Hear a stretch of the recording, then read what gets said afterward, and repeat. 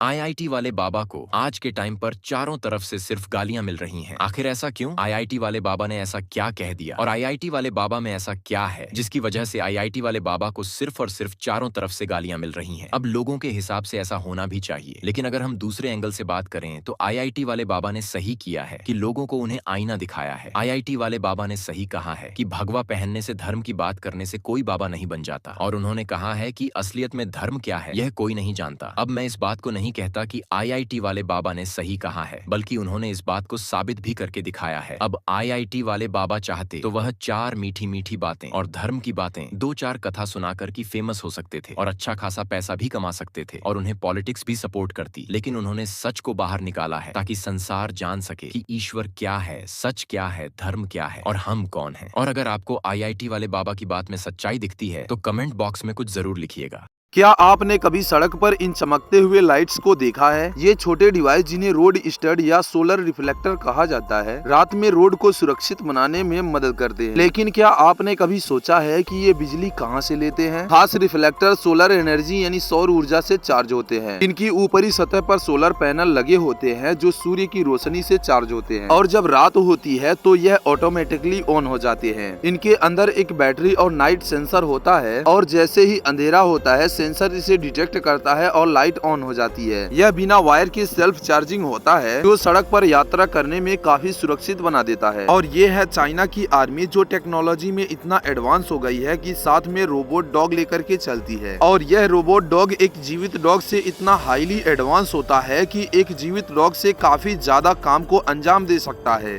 दोस्तों, मंगोलिया की रेगिस्तान में अचानक से आग लग गई है, जहां पर लगातार जमीन के नीचे से गैस निकल रही है और वहां की धूल और रेत ऐसे उबल रही है जैसे कोई ज्वालामुखी हो। और दोस्तों देखो, चाइना वाले भी काफी खतरनाक है जो जूते की एक ब्रांड टेस्टिंग करने के लिए एक हाथी का इस्तेमाल करते हैं। और यह एक ऐसा इंसान है जो अपनी कला में इतना निपुण है कि एक अंडे के छिलके को इतनी बारीक तरीके से उतारता है कि अंदर की एक पतली सी लेयर में पूरा अंडा रुक जाता है। और आप जरा इसे देखिए, ये है कमाल का गैजेट। आपको खाना बनाते वक्त अगर घर में धुआं भर जाता है तो इस गैजेट की मदद से आप धुएं को बड़े ही आसानी से घर के बाहर निकाल सकते हैं, क्योंकि इसमें काफी पावरफुल मोटर के साथ पंखा लगाया गया है। और यह देसी जुगाड़ आपके घर पर जरूर होना चाहिए, क्योंकि इस देसी जुगाड़ से आप किसी भी पाइप को आसानी से बैंड कर सकते हैं और साथ ही में नारियल अखरोट भी तोड़ सकते हैं।